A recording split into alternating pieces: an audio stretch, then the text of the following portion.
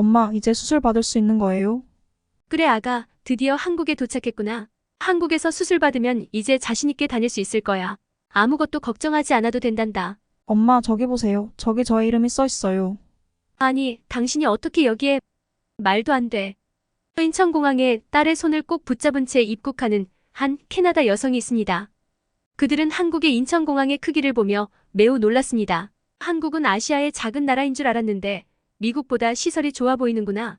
그리고 그들을 환영해주는 한 무리를 발견했습니다. 의아한 표정으로 다가가 보니 몇 년 전 캐나다에서 잠깐 마주쳤던 남성이 있었습니다.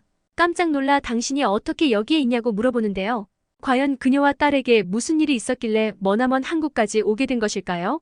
오늘 이야기는 캐나다에 살고 있는 40대 여성과 딸에게 일어난 실화를 바탕으로 각색된 이야기입니다.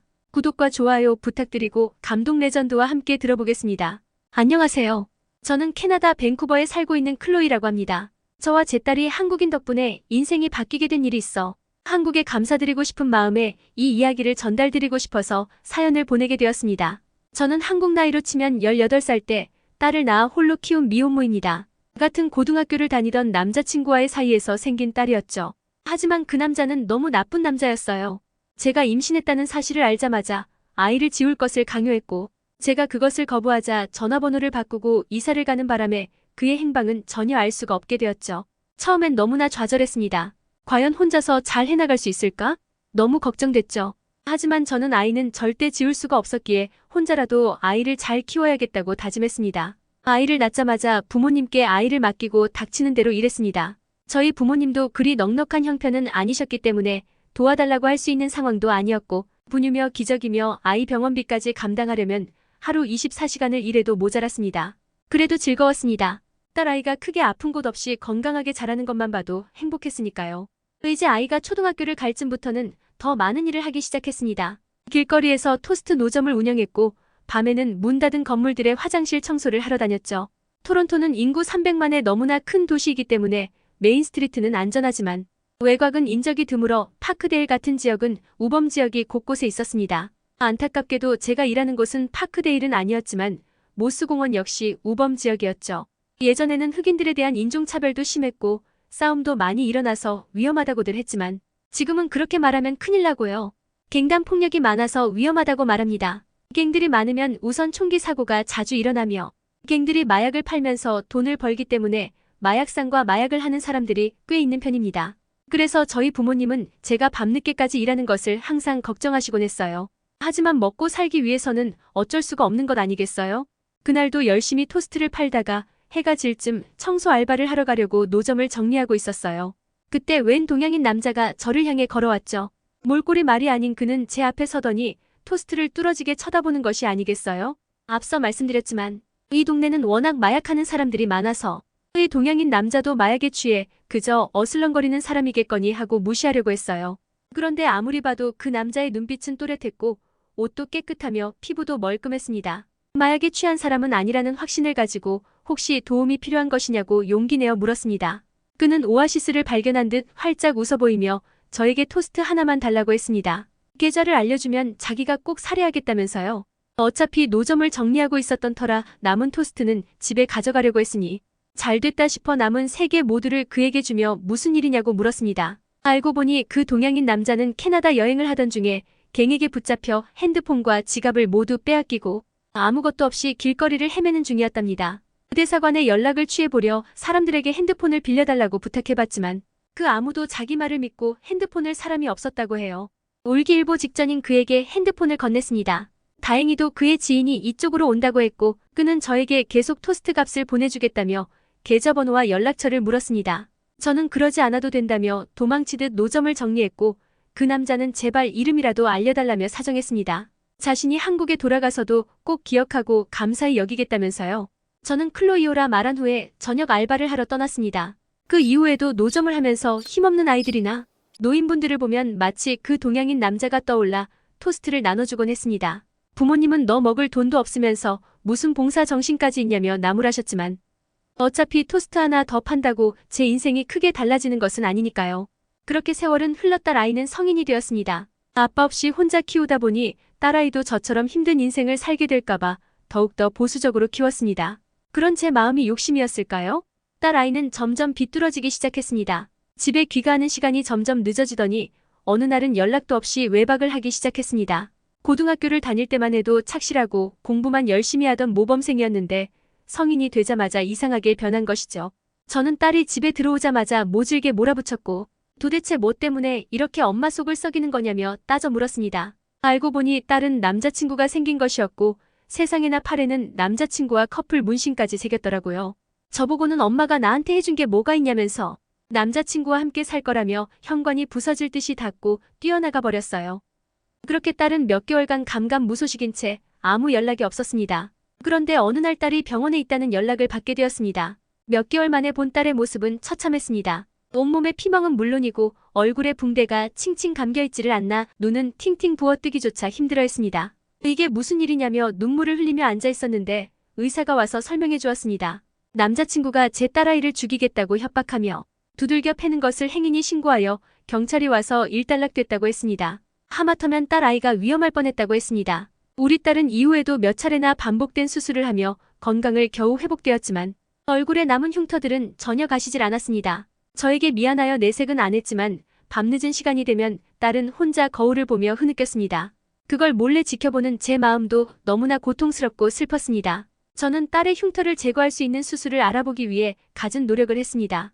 하지만 의료비가 비싼 캐나다의 실정상 흉터 제거 수술에는 정말 어마어마한 돈이 들어갔습니다. 정부에서 주는 범죄 피해자 보상금으로는 감당할 수 없는 금액이었습니다. 우리 집은 저소득층이라서 보건의료 혜택인 MSP를 받을 수 있었지만 흉터 제거를 잘하는 곳이라고 찾아간 병원에서는 하나같이 MSP를 거부했습니다. 한국 같은 나라들은 국가에서 지정한 의료보험을 의사가 임의로 거부할 수 없지만 캐나다에서는 아무리 국가에서 지정한 의료보험이라고 해도 의사 개인에게 강요할 수 없습니다. 의사 입장에서는 MSP 환자를 받는 것보다 보험이 안 든 환자나 사보험을 든 환자들이 환급률도 좋을 뿐더러 더 많은 돈을 지급하기 때문에 MSP 환자를 꺼렸습니다. 하지만 의료보험이 없으면 저는 수억 대의 돈을 내야 했고 저에겐 그럴 돈이 없었습니다. 지푸라기라도 잡는 심정으로 저는 인스타그램에 도와달라는 글을 올렸습니다. 이 글을 읽는 사람 중 성형외과 전문의가 계신다면 제발 MSP를 한 번만 받아달라고 사정했죠. 그런데 제 글을 본 사람 중 어떤 남자가 저에게 메시지를 보내왔습니다. 자기 병원에서 치료해주고 싶다는 것이었습니다. 저는 기뻐하며 감사하다고 말했습니다. 그런데 남자는 문제가 하나 있다고 말했습니다. 제가 있는 곳이 한국이라서요. 비행기표는 드릴 거고 수술비도 안 내셔도 됩니다. 대신 한국까지 와주실 수 있나요? 저는 처음에 이 말을 듣자마자 사기꾼이라는 생각이 들어 답변하지 않고 무시했습니다. 세상에 남의 어려운 상황을 보고 사기를 치려고 하다니 너무나 속이 상했습니다. 사람을 우습게 봐도 정도가 있지 한국까지 오라는 이런 말 같지도 않은 낚시에 누가 걸리나요? 그러나 계속 찾아봐도 도저히 방법을 찾지 못한 저는 지푸라기라도 잡는 심정으로 다시 그 남자에게 메시지를 보냈습니다. 저희 딸이 너무나 좌절한 나머지 스스로 목숨을 끊으려고 했기 때문이죠. 수면제를 몇십 알씩 먹은 딸은 병원에 실려갔고 유서까지 남긴 상태였습니다. 다행히 살아났지만 지독할 정도로 조용하고 말이 없어졌습니다. 살아있는 송장이 있다면 이런 거겠구나 싶었습니다. 어떻게든 흉터를 치료해야 딸이 살겠구나 싶어 믿져야 본전이라는 마음으로 그 남자에게 메시지를 날렸습니다. 저번에 한국병원 의사라고 메시지 보내신 분 맞죠? 제가 한동안 바빠서 인스타그램을 못 들어와서 잊고 있었습니다. 너무 죄송해요. 아직 늦은 게 아니라면 말씀해주신 병원이 혹시 어디 병원인지 알 수 있을까요? 그가 있는 병원은 대한민국 서울에 있는 한 대형 병원이었습니다. 남자는 이 병원에서 성형외과 전문의로부터 수술받을 거라고 이야기해줬습니다. 이때까지만 해도 의심스러웠지만 이틀 뒤 남자가 저를 위해 진짜 티켓을 구매해 예약, 발권 확인서를 보내주자 조금씩 신뢰가 가기 시작했습니다. 한국행은 순식간에 이루어졌습니다. 한국과 캐나다는 서로 무비자 입국 국가였기 때문에 굳이 비자가 나올 때까지 기다릴 필요가 없었거든요. 결국 저와 딸은 한국의 인천공항에 입국했습니다. 입국장에 도착한 우리 모녀는 어마어마한 크기에 압도당했습니다. 밴쿠버 국제공항과는 비교도 안 되는 크기였습니다. 이렇게 인천공항에 압도당하고 있는 사이 입국장 환영 인파 쪽에서 저와 딸을 부르는 목소리가 들렸습니다. 4명 정도의 사람들이 저의 이름이 써진 피켓을 들고 있었는데요. 저는 환한 미소와 함께 그들에게 다가갔습니다. 그런데 점점 가까이 다가갈수록 일행 중 한 명의 얼굴이 낯이 익은 겁니다. 어디서 봤나 골똘히 생각하고 있는데 딸이 옆에서 중얼거리며 배고파 죽겠어라고 말한 순간 바로 누군지 떠올랐습니다. 그는 바로 굶주린 배를 안고 배고프니 토스트 좀 주면 안 되겠냐고 요청했던 그 동양인 남자였습니다. 당신이 왜 여기 있는 거죠? 제가 어안이 벙벙한 얼굴로 그를 쳐다보자 남자는 호탕하게 웃으며 당신한테 메시지를 보낸 게 바로 접니다라고 말했습니다. 그렇습니다. 저를 한국으로 불러들인 건 그였습니다. 그는 대형 병원의 정형외과 전문의로 지금 병원으로 이직하기 전 조금 시간이 남아 캐나다에 사는 친구도 보러 갈 겸 여행을 왔었다고 합니다. 하지만 길을 잘못 들어 대낮에도 위험한 구역에 들어간 그는 갱들에게 걸려 소지품을 탈탈 털렸고 노숙하다가 겨우 저를 발견하고 도움을 청한 것입니다. 그는 다음날 은혜를 갚기 위해 공원으로 다시 갔지만 몇 시간을 기다려도 제가 토스트를 팔지 않는 것을 보고 포기했었다고 합니다. 저는 토스트를 한 곳에만 파는 것이 아니라 매일 조금씩 자리를 옮겼는데 의사 선생님은 당연히 그걸 몰랐으니 마주치지 못한 것이죠. 그는 한국에 돌아오고 나서도 저를 계속 기억하고 있다가 틈날 때마다 클로이라는 이름을 인스타그램에 검색해봤다고 했습니다. 생각해보세요. 캐나다에 클로이라는 이름이 얼마나 많겠어요? 인스타그램의 필터 설정으로 밴쿠버에 있는 사람만 찾는다고 해도 클로이는 한두 명이 아니었습니다. 하지만 집념 끝에 기어이 저의 인스타그램을 찾아낸 그는 제가 딸의 흉터 때문에 힘들어한다는 것을 알아내 메시지를 보낸 것입니다. 이래서 마중까지 나와서 기다리고 있었던 거구나. 별것도 아닌 내 친절의 은혜를 갚기 위해서 이렇게까지 하다니. 그는 자기와 함께 온 다른 일행들도 소개해 주었습니다. 한 명은 의료통역사였고 나머지 두 명은 의사였습니다. 이 의사들은 모두 아시아 남자의 가족이었습니다. 여자분은 그의 동생으로 산부인과 의사였고 남자분은 같은 직장에 다니는 동료이자 여동생분과 결혼한 매제로서 딸 아이의 수술을 집도해줄 성형외과 전문의였습니다. 우리 딸은 다음날 바로 수술받았고 다행스럽게도 경과가 좋았습니다. 완전히 흉터가 말끔히 없어지지는 않았지만 그래도 예전과는 비교도 할 수 없이 옅어져 크게 눈에 띄지 않는 정도가 되었습니다. 얇게만 파운데이션을 발라 화장하면 그 흔적조차도 사라졌고요. 외모에 대한 자신감이 돌아온 딸은 활기를 되찾았고 놓아버렸던 펜을 잡고 다시 공부를 시작했으며 취미생활로 뷰티 유튜브도 시작했습니다. 저의 아주 자그마한 선의를 잊지 않고 벼랑 끝에 몰린 딸의 인생을 구해준 한국 의사 선생님 감사드립니다라고 보내주셨네요. 감동 레전드. 오늘은 작은 선의가 큰 보답으로 돌아온 감동적인 사연이었습니다. 한국 사람들은 항상 은혜에 크게 보답을 하는 성향의 민족인 것 같아요. 저도 한국인으로서 자부심을 느끼고 한국 사람들에게 박수를 보냅니다. 구독과 좋아요는 저희 채널에 큰 힘이 됩니다.